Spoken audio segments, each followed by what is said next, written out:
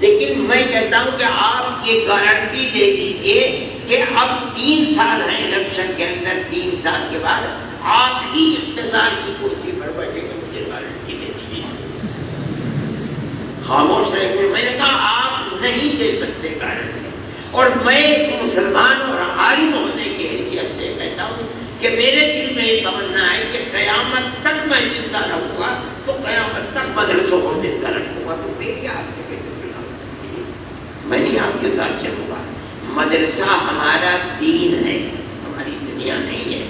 جس طرح مسجد ہمارا دین ہے، مدرسہ بھی ہمارا دین ہے۔ اگر مسجد میں نماز پڑھی جاتی ہے، مدرسے میں نماز پڑھانا سکھلایا جاتا ہے۔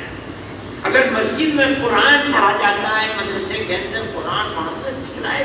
ہم اس میں آپ سے صلح نہیں کریں گے۔ میں آپ کے سامنے کہتا ہوں کہ آج بھی جمعیت علماء اس کی مخالف ہے، کل بھی رہے گی، قیامت تک مخالفت کریں گے ہم اس کے، ہم نہیں چھوڑنے دیں گے۔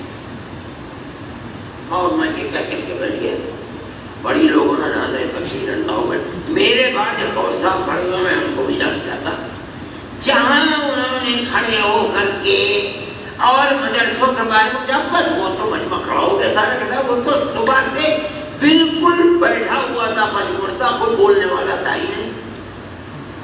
اور انہوں نے بولتے بولتے عبداللہ صاحب کو اٹھال کے ہو گیا، خبیث ہے، موجود ہے، نکالو ادھر پڑھو اور بڑھاؤ یہاں۔ جب یہ میں نے دیکھا تو میں نے وہ پروفیسر تھے، ابھی زندہ ہے، میں نے ان کے ہاتھ کا سمجھا، میں تو جا رہا ہوں۔ انہوں نے پکڑا بھائی خدا کے لیے بیٹھا ہوں، ہم اس مجمع کو قابو میں نہیں رکھ سکیں گے۔ تو میں نے مفتی صاحب کے کہا، مفتی صاحب بیٹھ گیا، دوسروں کی بات تو سننی چاہیے۔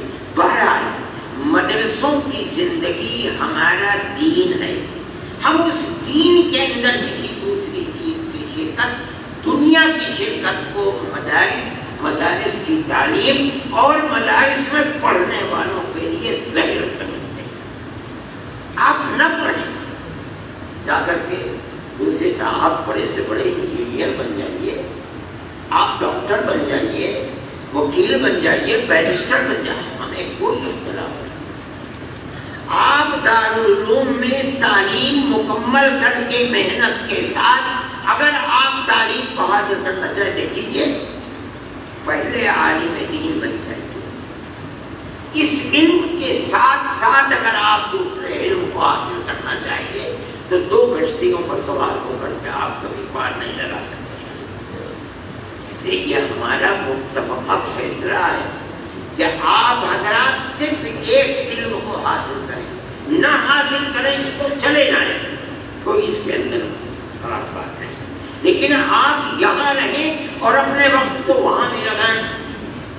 دارالعلوم کی پالیسی اب تک اپنے اکابر کی وہ پالیسی ہے کہ اس نصاب تعلیم کے ساتھ کوئی دوسری تعلیم چلنے والی نہیں، ہم اس پر قائم ہیں۔ اگر کسی نے اپنی تعلیم کے ساتھ انگریزی کو شروع کر دیا، آپ چھوڑ کر کے وہاں چلے جانا، اس میں کوئی دقت نہیں، لیکن یہاں رہ کر کے آپ وہ کام کریں اس کی اجازت نہیں دی جائے گی۔ اگر کوئی طالب علم کرے گا تو ٹھیک ہے، ہفتہ بھر اور لگ کے آئے، اس کے بعد آپ کو خود فیصلہ کرنا پڑے گا کہ آپ کو کرتے ہیں یا یہ کرتے ہیں، وہ پڑھتے ہیں یا یہ پڑھتے ہیں۔ دارالعلوم میں آئیں، اپنی تعلیم کو حاصل کریں، 6 گھنٹے پڑھیں، مغرب کے بعد اور عشاء کے بعد جو آپ نے 6 گھنٹوں میں پڑھا ہے آپ اس کو دوبارہ اس کے اوپر نہ رکھنا۔ یہ قابل کا قول ہے بڑے بڑے علماء کہ جو آدمی سبق سے پہلے مطالعہ کر لیتا ہے، صحیح مطالعہ ہوتا ہے، غلط ہوتا ہے، اس سے کوئی بحث نہیں، لیکن مطالعہ کرتا ہے، پھر آ کر کے سبق میں بیٹھ کر استاد کی طرف متوجہ ہوتا ہے کہ جو میں نے سمجھا مطالعے میں صحیح ہے یا غلط ہے، اصلاح کر لیتا ہے، اور جا کر کے ایک طرح پھر نظر ڈال لیتا ہے، اس کے علم کی ضمانت دی جا سکتی ہے، اور 100% صحیح ہے یہ بات۔ جو ایسا نہیں کرتا، نہیں کہا جا سکتا کہ اس کا کیا بنتا ہے، اور اس کی زندگی یہ 8-9 سال کی جو اس نے مدرسوں میں گزاری ہے یہ بیکار ہے۔ جب یہاں بیکار ہے تو کہیں کارآمد نہیں ہو سکتی، کیا پڑھائے گا، کہاں پڑھائے گا، جب اسے کچھ آتا ہی نہیں تو کیا ہوگا۔ اس لیے دارالعلوم نے یہ جتنے آپ نے سنے ہیں قوانین یہ آپ کی زندگی کی اصلاح کے لیے ہے۔ آپ نے یہ سنا کہ غیر حاضریوں کی بنیاد کے اوپر یہ ہوگا، یہ ہوگا، یہ ہوگا، ہم اس کی طرف بھی چل رہے ہیں کہ انشاءاللہ آئندہ سال جو طلباء تکمیلات کے اندر جاتے ہیں وہ جتنے سال سے دارالعلوم ہے ہم اس سے پہلے اس کا کردار دیکھیں گے، سبق میں حاضری اس کی کتنی ہے۔ اگر وہ غیر حاضری کرتا رہا ہے اور اس کی غیر حاضریاں اتنی ہوئی ہیں جو قابل گرفت ہیں، نہ صحیح 75% غیر حاضری ہوئی ہے، لیکن اگر اس کا سبق میں بیٹھنا پڑھنا دلچسپی کے ساتھ نہیں ہے تو اس کو تکمیلات کے اندر داخل کیا کیوں جائے؟ بھائی ہم ان لوگوں سے بھریں گے جن کو دلچسپی ہے تعلیم کے اندر، جن کا سال بھر میں ایک بھی غیر حاضری نہیں ہے، ہم ان سے کیوں نہ ان کی ہمت افزائی کیوں نہ کریں؟ میں ابھی اثر کی بات کر رہا تھا، ایک طالب علم کے بارے میں استاد نے کہا کہ 8 سال میں ایک بھی غیر حاضری نہیں ہے۔ وہ کیسا آدمی ہے، کیسا طالب علم، ہم اس کی ہمت افزائی کیوں نہ کریں، اس کی ہمت افزائی کیوں کریں؟ اس لیے میرے بھائی اگر آپ کو دارالعلوم میں پڑھنا ہے اور دورے میں اور دورے کے بعد آپ کو تکمیلات کے اندر جانے کی دلچسپی ہے، دروازہ کھلا ہوا ہے آپ کے لیے، محنت کیجیے، غیر حاضری نہ کیجیے۔ آپ کی غیر حاضریاں نوٹ ہیں اور ہم اگلے سال اگر زندہ رہے، مر گئے تو جو آئیں گے وہ اپنی جگہ پکڑیں گے، ہم اگر زندہ ہیں تو ہم یہ دیکھیں گے کہ یہ دیکھو کہ اس کا کردار کیا ہے، کتنے سال سے ہے اور اس نے کتنی حاضریاں اور کتنی غیر حاضریاں۔ اگر دلچسپی ہے پڑھنے سے دارالعلوم کے دروازے کھلے ہوئے، جو چاہے پڑھیے۔ اگر دلچسپی ہی نہیں ہے پڑھنے سے تو جگہ مت ہے، دوسرے کو موقع دیجیے وہ کرے۔ میرے بھائی نماز کا اہتمام بہت ضروری ہے، جماعت کے ساتھ نماز پڑھی، مسجد میں پڑھی۔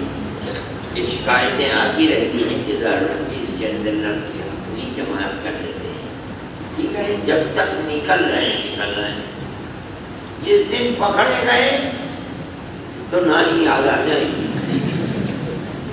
اور پکڑے جائیں گے کسی نہ کسی دن۔ مسجد یہ خدا کا گھر ہے کہ قدم کے پاس رہ کے ہوتا ہے، آؤ یہاں آکر کے نماز پڑھو۔ جماعت کا اہتمام جناب رسول اللہ صلی اللہ علیہ وسلم نے کتنا کیا ہے، کتنا کرایا ہے، اتنا غصہ ہے کہ فرماتے میرا جی چاہتا ہے کہ میں ان کے گھروں کو آگ لگا دوں۔ یہ خیال ہے کہ ان کے بچے کہاں رہیں گے، یہ اہتمام، اور طالب علم اس حدیث کو پڑھنے والا اور جماعت کا اہتمام نہ کرے۔ پڑھا کیا ہے اس نے، ڈوب مرنے کی بات ہے، کیا یہ کہا جا سکتا ہے کہ اس کے علم میں برکت ہے؟ نہیں ہو سکتی ہے۔ اس لیے آپ حضرات کو اس کا اہتمام کرنا ہی چاہیے۔ اگر آپ لوگ نہیں کریں گے تو کون اس کا اہتمام؟ اسی طرح موبائل کی چیز بھی ہے، راتوں میں بیٹھے ہوئے لیٹے ہوئے کمروں کے اندر 12 بجے 1 بجے تک موبائل لیے بیٹھے رہتے ہیں۔ آپ سے کہا جا رہا ہے اساتذہ جائیں گے، دیکھیں گے، پکڑے جائیں گے، اگر آپ تو اس کی ذمہ داری آپ کے اوپر ہوگی۔ ایک آدھ دفعہ لوگ شاید چھوڑ دیں، پھر اس کے بعد پکڑے جاؤ گے تو پھر انجام خراب ہوگا۔ میں دیکھتا ہوں کہ طلبا چل رہے ہیں اور کان سے لگائے ہوئے پھر رہے ہیں۔ یہ تمام چیزیں ہیں دارالعلوم کے ماحول کو صحیح رکھنے کے لیے، اور کوئی مقصد اس کا نہیں۔ آپ کو تنگ کرنا نہیں ہے، آپ جس مقصد کو حاصل کرنے کے لیے آئے ہیں آپ کو اس مقصد کے حاصل کرنے میں تعاون دینے کے لیے ہے یہ چیز. آپ نئی عمر کے لوگ ہیں، آپ اس کی اہمیت نہیں سمجھتے، اس لیے تنبیہ کر کے آپ کو بتایا جا رہا ہے. یہ بڑی خراب بات ہے کہ اس طرح کی چیزیں آپ کے پاس. یہ تو زمانہ ہے ہر روز قیامت سے قریب ہوتا جا رہا ہے. اس کا مطلب کیا ہے کہ فتن کے دروازے کھل رہے ہیں. دنیا اس میں گرفتار ہے. آپ قرآن و حدیث کے پڑھنے والے ہیں، مجھے اور آپ کو اس میں گرفتار نہ ہونا چاہیے. اسی لیے تنبیہ دے رہے ہیں. آپ حضرات کو اس پر توجہ کرنی چاہیے. میں اتنا وقت بھی میری طبیعت چلتی ہی نہیں ہے تنبیہ کرنے کی طرف، میں اس کے لیے بھی نہیں کرنا چاہتا ہوں تھا، لیکن حکم ہوا. دوسری بات میں کہتا ہوں اور یہ ایک بات میں کہنے کی نہیں ہے کہ میرے بھائی ساری دنیا اسلام کی مخالف ہے. ساری دنیا میں کہتا ہوں، دنیا میں جہاں گیا ہوں وہاں کی بات میں کہتا ہوں. اسلام اور اسلام کے ماننے والے مسلمان، دنیا کہتی ہے کہ اسلام جہاد کا مذہب ہے، اسلام دہشت گردی کی تعلیم دیتا ہے. جو اسلام کو پڑھتے ہیں وہ دہشت گرد ہیں. جن جگہوں پر اسلام پڑھایا جاتا ہے وہ دہشت گردی کا اڈا ہے. یہ دنیا کے اندر ہر طاقت کھڑی ہو کر اسلام کے بارے میں یہ فیصلہ کرتی ہے. ہمارے ملک کے اندر بھی بلکہ فرض طاقت ہے یہی ہے.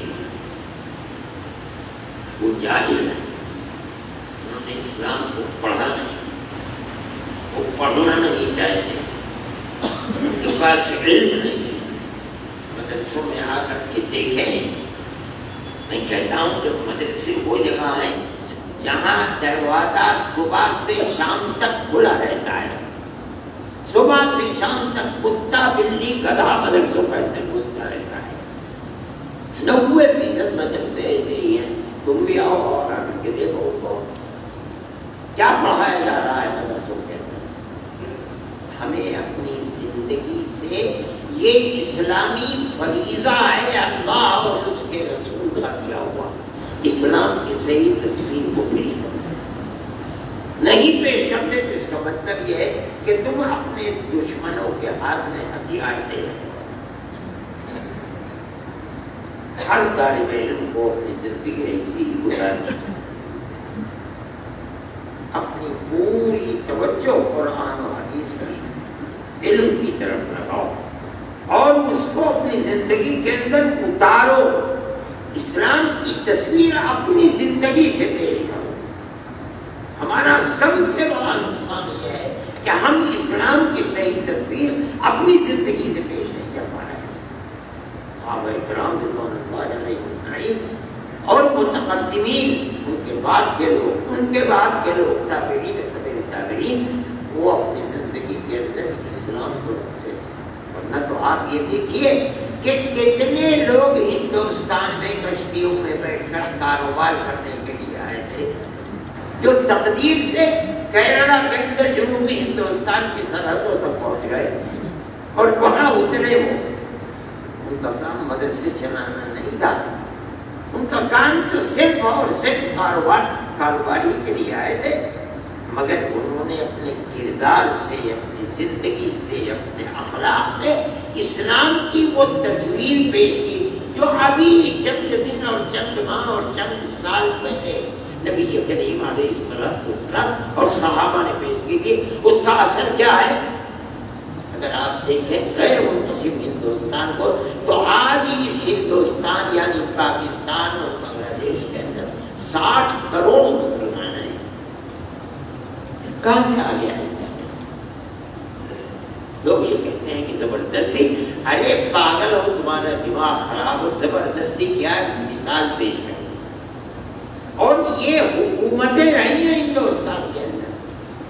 جواہر لال نہرو نے یہ حکومتیں تو عربی کی تین ہیں، عرب کو نہیں تھی. یہ تو وسط ایشیا سے تیمور اٹھ کر کے آئے، یا پھر فارس کے لوگ تھے، عرب کے لوگ نہیں تھے. عرب کے لوگ وہ تھے جو رومی ہندوستان میں پہنچے اور سب سے پہلے وہاں اسلام کے جھنڈے کو انہوں نے کہا. جواہر لال نہرو نے یہ کہا تھا کہ پارلیمنٹ کے اندر کہ تمہاری خوش قسمتی ہے کہ جنہوں نے آ کر حکومت کی وہ عرب نہیں تھے. اگر عرب آ کر حکومت کرتے تو ہندوستان کے اندر ہندو باقی نہ رہتا. حقیقت ہے ان کے اندر اسلام کو پھیلانے کا جو جذبہ ہے وہ کسی دوسری قوم کے اندر نہیں ملتا ہے. انہوں نے خلفائے راشدین اور ان کے بعد کے جو زمانے ہیں اگرچہ ان کے اندر مفاسد ابھرتے رہے لیکن حدود اسلامی کو بڑھانے میں اور اسلام کی آواز کو دوسروں تک پہنچانے اس میں کوئی کوتاہی نہیں. ساری دنیا آپ کی مخالف ہے. آپ کو اپنا کردار اسلامی کردار مضبوط کرنا چاہیے اور ہر ایک کے ساتھ چاہے وہ کسی بھی مذہب کا ماننے والا ہو اسی اسلامی کردار کے ساتھ محبت کا بالکل پیکر بن کر کے معاملہ کرنا چاہیے. یہ آپ کا اسلامی فرض ہے اور آپ کو یہ اسلامی فرض اپنانا چاہیے بغیر آپ اس فرض کو اپنائے ہوئے حسن اخلاق کا مدد سے اوپر اٹھ کر معاملہ کرنا.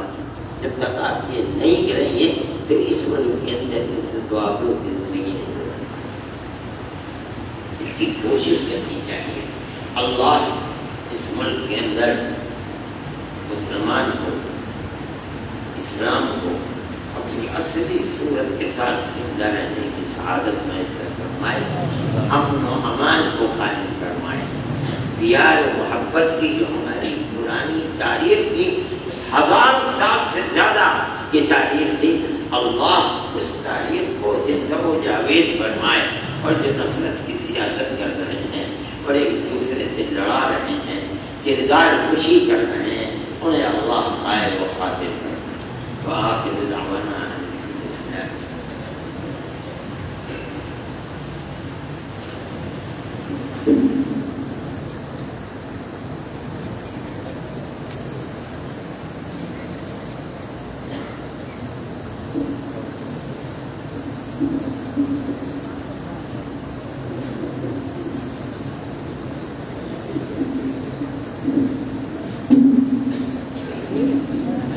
بسم اللہ الرحمن الرحیم.